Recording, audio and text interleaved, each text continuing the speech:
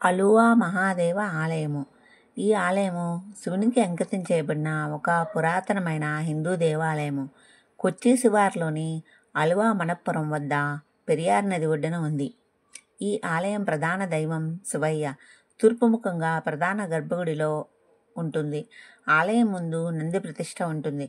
ప్రతిరోజు ఒక పూజ జరుగుతుంది. జానపద కథల ప్రకారం పరశురాముడు ఈ విగ్రహాన్ని ప్రతిష్ఠించాడని. కేరళలోని 108 శివాలయాల్లో ఒక భాగం ఈ అలువా మహాదేవ ఆలయం యొక్క ప్రత్యేక లక్షణం ఏమిటి అంటే, శివలింగం శ్రీకోవిల్లో ప్రతిష్ఠింపబడలేదు.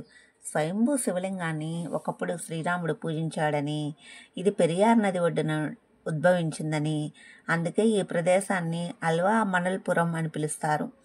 లింగాన్ని ప్రతిష్ఠించిన తర్వాత పరశురాముడు ఇక్కడ ఒక ఆలయాన్ని నిర్మించాడని, వరదల వల్ల అది నాశనమైందని పురాణాలు చెప్తున్నాయి. లింగాన్ని రక్షించడానికి తనకు ఆలయ నిర్మాణం అవసరం లేదు కాబట్టి ఆ ప్రదేశంలో ఎటువంటి ఆలయం ఉండదని శివుడు అతనికి చెప్పాడు. మరొక పురాణం ప్రకారం ఇలా ఉంది. శివుని భూతగణాలు ప్రతిరోజు లింగాన్ని అర్చిస్తూ ఉంటే అక్కడ ఒక ఆలయాన్ని నిర్మించాలని నిర్ణయించుకున్నారు. కానీ శివయ్య వాటితో ఒకే రాత్రిలో ఆలయాన్ని పూర్తి చేయాలని చెప్తే భూతగణాలు ఆలయ నిర్మాణాన్ని ప్రారంభించాయి. పునాది పూర్తయిన తర్వాత విష్ణుమూర్తి కోడి రూపంలో వచ్చి అక్కడి భూతగణాలను తప్పుదారి పట్టించడానికి కూత కూసారని, సూర్యోదయం ఆసన్నమైందని భయపడిన భూతగణాలు పనిని అసంపూర్ణంగా వదిలేశాయి. శ్రీరాముడు సీతను వెతుకుతున్నప్పుడు అక్కడ జటాయువుకు తర్పణం చేశారు. మరొక పురాణం ప్రకారం ఇంకొక కథ కూడా ప్రచారంలో ఉంది.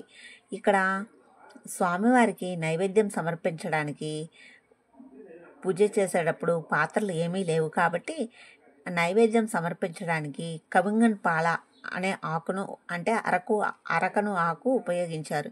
నేటికి నైవేద్యం కవింగన్ పాలలో అర్చింపబడుతుంది మరియు దీనిని పల నైవేద్యం అని పిలుస్తారు.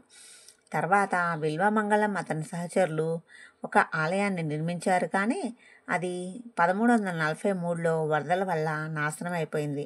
వర్షాకాలం మొత్తం ఈ ప్రాంతం అంతా మునిగిపోతుంది మరియు శివలింగం కూడా నీటిలో మునిగిపోతుంది. వర్షాకాలంలో పూజలు నిర్వహించడానికి నది ఒడ్డున ఒక చిన్న ఆలయాన్ని నిర్మించారు. ఈ ఆలయాన్నే బాలక్షేత్రం అని పిలుస్తారు.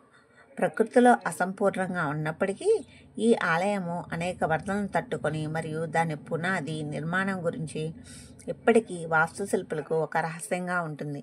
ఇక్కడ శివరాత్రి రోజు జరిగే జాతర అంటే మహాశివరాత్రి రోజు జరిగే జాతర అత్యంత అద్భుతంగా ఉంటుంది. ఎంతో బాగా చేస్తారు ఇక్కడ వేడుకలు.